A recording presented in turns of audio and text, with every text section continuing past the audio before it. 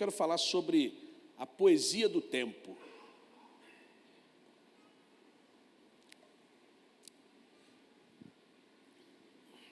Nesse último cântico, foi lembrado-nos que o Senhor é o dono do tempo. Então, quero pensar um pouco sobre isso. Diz assim, a inerrante, infalível, suficiente Palavra de Deus. Eu estarei lendo na nova versão internacional, NVI. Para tudo, há um tempo, há uma ocasião para cada propósito debaixo do céu. Tempo de nascer, tempo de morrer, tempo de plantar e tempo de arrancar o que se plantou, tempo de matar e tempo de curar, tempo de derrubar e tempo de construir, tempo de chorar e tempo de rir, tempo de prantear e tempo de dançar, tempo de espalhar pedras e tempo de ajuntá-las, tempo de abraçar e tempo de se conter, tempo de procurar e tempo de desistir, tempo de guardar e tempo de lançar fora, tempo de rasgar e tempo de costurar, tempo de calar e tempo de falar, tempo de amar e tempo de odiar, tempo de lutar e tempo de viver em paz. O que ganha o trabalhador com todo o seu esforço? Tenho visto o fardo que Deus impõe aos homens. Ele fez tudo apropriado ao seu tempo. Também pôs no coração do homem o anseio pela eternidade. Mesmo assim, esse não consegue compreender inteiramente o que Deus fez. Ponto. E que o Senhor, nosso Deus, abençoe as nossas vidas sempre que lemos as Sagradas Escrituras. Amados, esse é o mais importante poema acerca do tempo de toda a literatura mundial. A sabedoria contida nesses versos nos impressiona. Algo escrito há milhares de anos que fazem tanto sentido nos dias atuais. Não sei se você já parou para pensar na importância do tempo. Alguém disse que o melhor presente é o tempo presente, por isso que precisamos aproveitá-lo muito e bem. Embora seja isso em parte verdade, nós não somos apenas o presente, somos também o nosso passado e seremos o nosso futuro. Então nós precisamos viver um presente que, ainda que não dê para alterar o nosso passado, mas que decida no presente e preserve o nosso futuro. Há uma ciência para utilizar o tempo, e não se trata de fazer as coisas correndo, mas o importante é não desperdiçar. Desperdiçar o tempo com coisas sem sentido. Então, para viver bem, é necessário que nós saibamos usar o tempo, pois é nele que nós construímos a nossa vida. Cada momento da nossa existência tem consequências nesta vida, mas também tem consequências na eternidade. Eclesiastes vai dizer que todo o tempo é precioso, seja o passado, seja o presente e o futuro, porque todo o tempo tem um propósito determinado por Deus. Então, na economia de Deus, há um tempo e uma temporada para tudo, inclusive um tempo para derrubar e um tempo para erguer. Há um tempo para brincar, mas há um tempo também para avançar. Há um tempo, diz a Bíblia, tudo tem seu tempo determinado por Deus. O interessante é que nesse texto, o pregador poderia ter dito que o tempo é curto e por isso nunca temos tempo suficiente para fazer tudo o que desejamos fazer. Ou também o pregador poderia ter falado sobre a tirania do tempo, sobre como ele parece controlar a nossa vida até os milésimos de segundos. O pregador que escreveu Eclesiastes poderia também ter dito que o tempo é passageiro, que o nosso tempo está acabando e que uma vez que o tempo se foi, ele jamais poderá ser recuperado. Ou seja, o dia 15 de outubro de 2023 nunca mais vai voltar. O pregador, ele podia ter dito que todas essas coisas são corretas se ele tivesse dito isso, mas ele decidiu não assim dizer. Em vez disso, ele escreveu um poema sobre a ordem de todo o tempo, ordenado por Deus, e que se tornou o poema mais famoso do mundo sobre esse tema, tempo. Na verdade, o poema ele é tão famoso que até as pessoas que não conhecem a Bíblia o ouvem com frequência e são comovidos em seus corações. E há aqui 14 comparações que o pregador Salomão, ele trata de toda a realidade da vida nas suas diversas dimensões. Deus estabelece o tempo para nascer, para morrer, para amar, para odiar, para sorrir, para chorar, para plantar, para colher, para paz e para guerra. Mas eu quero convidar com você, de maneira muito rápida e prática, a pensar nessas 14 partes do poema. Eu quero pensar com você nesse primeiro aí, Deus é o Senhor do tempo. Primeira coisa, diz o verso A, que tudo tem seu tempo determinado. Então essa afirmação é a tese de todo o poema. Ei, Deus não criou o mundo e foi embora. Deus não criou o mundo e deixou aqui para a gente se virar. Não, Ele é o Deus do tempo, nada acontece sem a vontade dEle ou sem a sua permissão. Ele governa todas as suas criaturas e todos os seus atos, nada escapa ao planejamento e ao controle divino. As coisas não estão à deriva. Ei, Deus está no controle de todas as coisas. Há um plano em ação que estabelece os limites do tempo para todos os seres humanos. Deus rege todos os nossos momentos e todos os nossos dias. Nada acontece na vida sem a supervisão de Deus. Tudo acontece, e quando acontece, porque Deus é soberano sobre o tempo. A sorte não governa a nossa vida, nem os astros dirigem o nosso destino. Deus, sendo Pai da eternidade e Senhor do tempo, planejou todas as coisas. Ei, e Deus continua cuidando de você. Ele governa sobre todas as coisas. Não estamos aqui nas mãos do destino cego, do destino impessoal, mas nas mãos do Deus Todo-Poderoso. A língua grega tem duas palavras para o tempo: Cronos e Kairos. Cronos é o tempo marcado pelo relógio, segundos, minutos, horas, dias, semanas, meses, anos. Kairos é o tempo em que o propósito de Deus se estabelece em tudo que acontece. O Kairos de Deus nem sempre coincide com o Cronos humano. O tempo de Deus não é nosso, mas Deus faz tudo certo no tempo dele, da forma dele, para abençoar a sua vida. Essa é a primeira coisa. Deus é o Senhor do tempo. Segunda coisa nesse poema está na parte B ainda do versículo 1, que é o propósito da vida. Parte 2 diz: e há tempo para todo propósito debaixo do céu. A procura pelo propósito, a procura pelo sentido da vida tem intrigado muitas pessoas. Por que eu vim ao mundo? Para que eu nasci? O que eu estou fazendo aqui? Isso porque normalmente começamos pelo lado errado, por nós mesmos. Nós fazemos perguntas como: o que eu quero ser quando crescer? Quais são os meus objetivos? Quais são os meus sonhos para o futuro? Mas se você quiser saber por que você foi colocado neste planeta, deverá, em vez de começar por você, começar por Deus.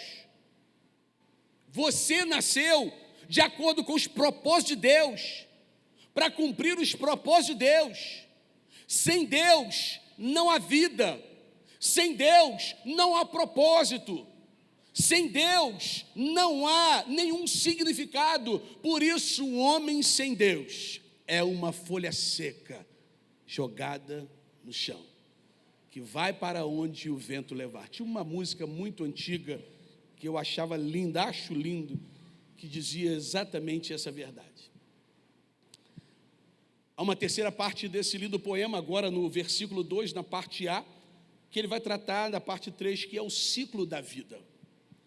No ciclo da vida, o pregador Salomão vai dizer que há tempo de nascer e tempo de morrer.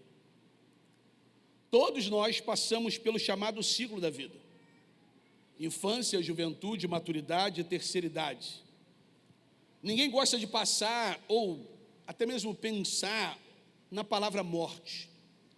O filósofo romano Sêneca disse o seguinte, abre aspas: deve-se aprender a viver por toda a vida, e por mais que te admires, durante toda a vida, deve-se aprender a morrer. Eu sempre, quando faço uma cerimônia fúnebre, eu gosto sempre de lembrar que ainda que a gente tenha certeza que passaremos pela morte, ainda assim, quando a morte chega à nossa vida, chega num familiar, chega em alguém que a gente ama, aquilo nos causa uma grande dor, uma grande perda, porque nós não nascemos para morrer. A morte entrou através do pecado. A morte só entrou quando o homem lá no Éden escolheu desobedecer ao Senhor. Então nós não fomos criados para isso. Mas uma coisa o Senhor nos garantiu: que quem crê no Senhor Jesus, ainda que esteja morto, viverá. Porque nós entendemos, assim a Bíblia diz, que a morte não é o fim. Há uma quarta parte do poema, agora na parte B do versículo 3, que vai falar sobre a lei da semeadura. Vai falar que há tempo de plantar e há tempo de arrancar o que se plantou. Usando aqui uma linguagem muito comum para nós aqui de Manhuaçu e região, que conhecemos a agricultura, há um tempo certo para plantar e um tempo certo para colher. Tempo de plantar a semente e tempo de arrancar as ervas daninhas. Assim como o princípio da agricultura, a vida também é uma semeadura. Paulo, escrevendo à igreja da Galácia, no capítulo 6, no verso 7, ele diz: não vos enganeis, de Deus não se zomba, pois aquilo que o homem semear, isso ceifará. Por isso, talvez aqui caiba uma pergunta para mim e para você: o que nós temos plantado? O que eu e você temos plantado? Porque é exatamente isso que nós vamos colher. A quinta parte desse poema, a parte A, vai dizer que há tempo de matar e tempo de curar. É para matar? Essa semana, uma jovem muito conhecida nas redes sociais, Carol Heller, uma menina muito influente, que tinha acabado de entregar a sua vida ao Senhor Jesus, ela tirou a sua própria vida. Irmãos, nós não temos licença para matar o outro, nem temos licença para matar a nós mesmos. A única morte que deve acontecer é nós devemos matar o mal que existe dentro de nós. A única morte, ou o único homicídio que nos é liberado para fazer é o da cobiça. A única morte que nós temos autorização para fazer é da inveja. Se queremos matar algo, matamos a luxúria. Se queremos assassinar algo, que assassinemos o orgulho. Se queremos cometer um homicídio, que cometamos o homicídio da preguiça, da ira. Isso é cura para a nossa alma, porque qualquer outra morte não é permitida pelo Senhor. O poema continua agora a sua sexta parte, no verso B, que há tempo de derribar e tempo de edificar. A parte B do verso 3, é para derrubar. Deus derrubou a Torre de Babel, que foi construída por causa do orgulho humano. Ei, meu irmão, preste atenção. Há estruturas que precisam ser jogadas por terra e outras que precisam ser edificadas. Nós precisamos derrubar os vícios e precisamos edificar a virtude. Nós precisamos derrubar os abismos do ódio e devemos edificar as pontes do amor. Devemos derrubar as ideologias contrárias à decência e nós devemos edificar os valores morais. É sobre isso que o pregador está dizendo.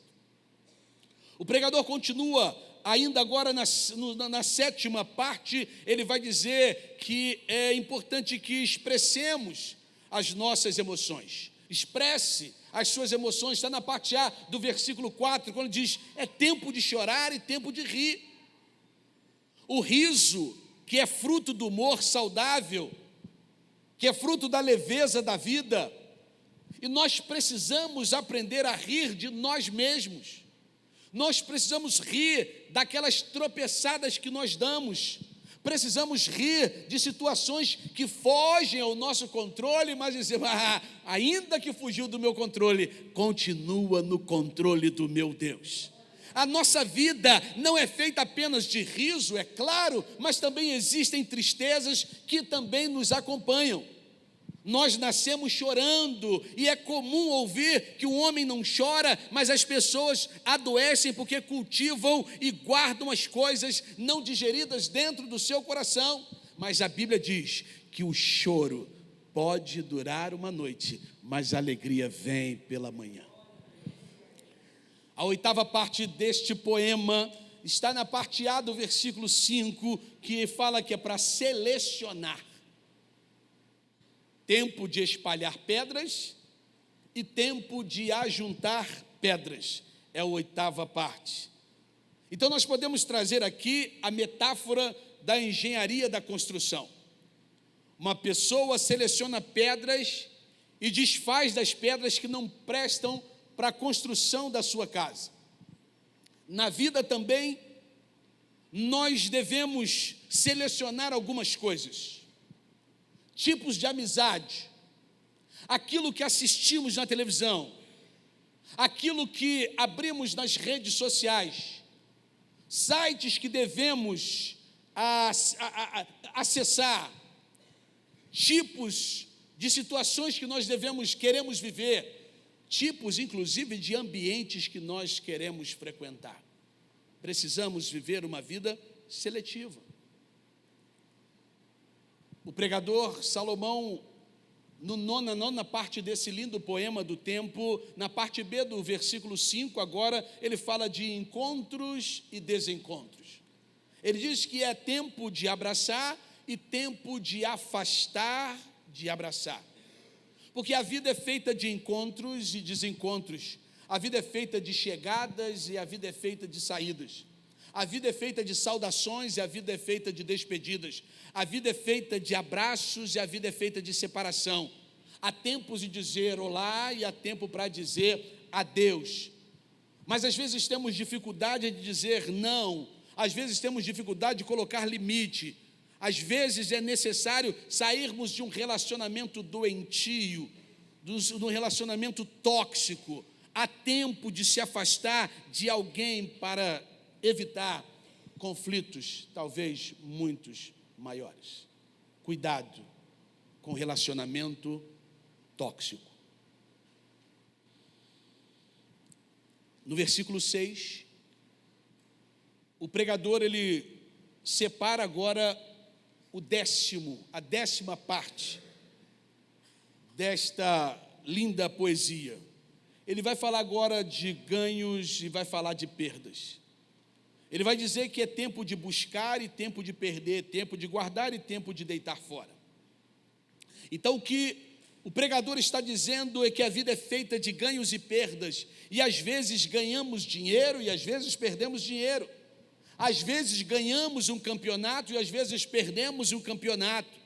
E nós precisamos ensinar isso aos nossos filhos. Precisamos ensinar aos nossos filhos a virtude da perda.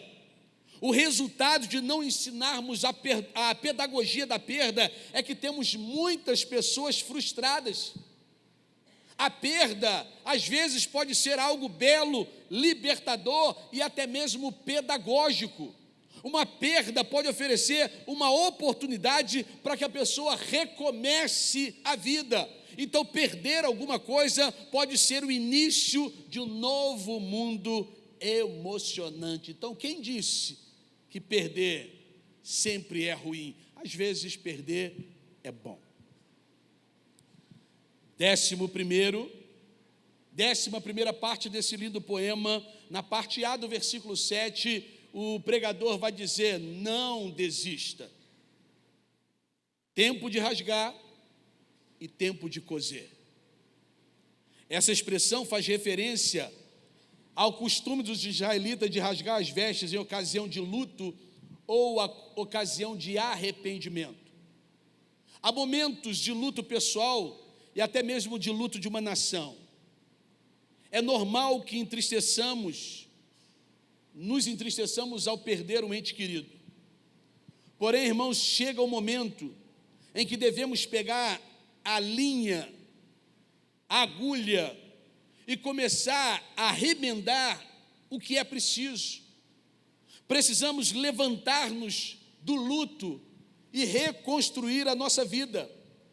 Ei, nós não temos o direito de desistir da vida por causa de um ente querido que se foi, quando temos outros que precisam da nossa presença, que precisam do nosso apoio, que precisam do nosso encorajamento. Nós não podemos desistir de viver por causa dos mortos, se os vivos ao nosso redor carecem do nosso amor. É sobre isso. O luto é importante. A gente sabe que isso acontece, mas tem hora que há um momento de reconstrução, de continuar. O 12º momento aqui desse poema, na parte B do versículo 7, o pregador vai dizer que o silêncio vale ouro. Ele vai dizer que é tempo de estar calado e há tempo para falar. Essa é a chamada regra de ouro da comunicação. Há momentos que o silêncio é necessário. Há tempo para calar-se e há um tempo para falar. O silêncio, por muitas vezes, mostra-se mais sabedoria do que qualquer palavra.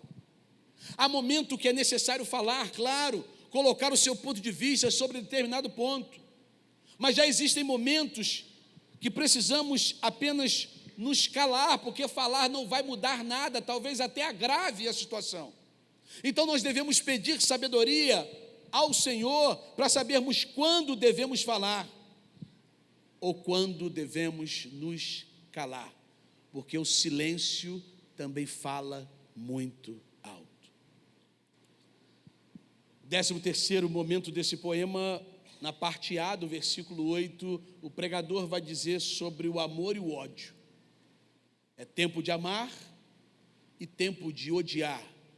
Algumas traduções vai tirar a palavra odiar e vai colocar aborrecer. Um tempo de amar, um tempo de aborrecer. Está em foco amar aqueles que são próximos, aqueles que merecem amor, mas há um tempo para odiar pessoas destrutivas e o mal que elas praticam. Irmãos, não há nenhum problema se a gente no nosso coração se indignar, se aborrecer de tal forma, a olharmos para um grupo terrorista como aquele Hamas, que cometeu aquelas atrocidades nesta última semana, e a gente olhar com aborrecimento e dizer: como pode alguém que foi criado à imagem e semelhança de Deus fazer algo tão terrível assim? Agora, o fato de odiar esse ato, o fato de aborrecer-se com essa pessoa, não nos dá o direito de odiá-la ao ponto de querer vê-la no inferno. A nossa oração é: Senhor, que Tu tenha misericórdia, ainda que essas pessoas sejam ruins. Ainda assim, o versículo que nós lemos aqui como divisa da nossa campanha de missões é que Deus amou o mundo de tal maneira que deu o seu filho unigênito, para que todo aquele que nele crê não pereça, mas tenha a vida eterna. Ei, Deus ama todas as pessoas. Deus ama Israel. Deus ama a Palestina. Deus ama o Brasil. Deus ama os outros países.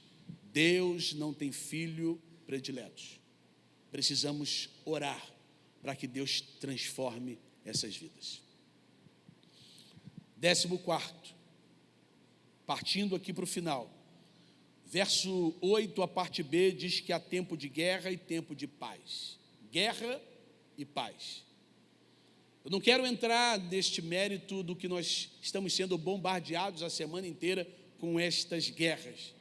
O que eu quero falar aqui é que nós devemos declarar guerra sem trégua contra o mal. Guerra sem trégua contra o diabo.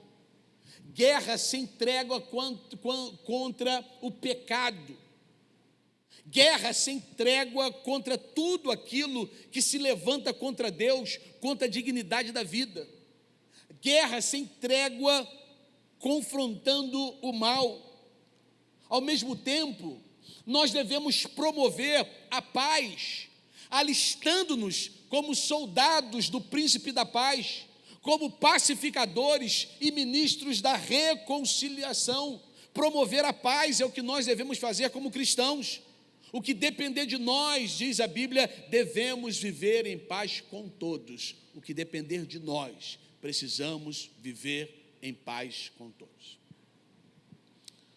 E eu concluo com uma poesia que eu não sei quem é o autor, mas com certeza você já ouviu. Poesia não é minha, abro aspas então para citá-la aqui.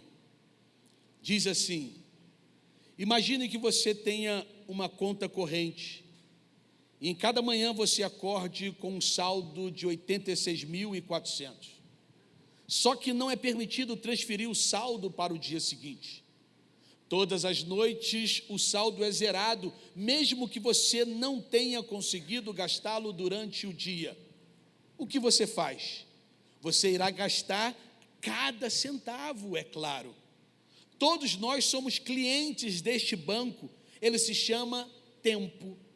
Todas as manhãs é creditado para cada um de nós 86.400 segundos.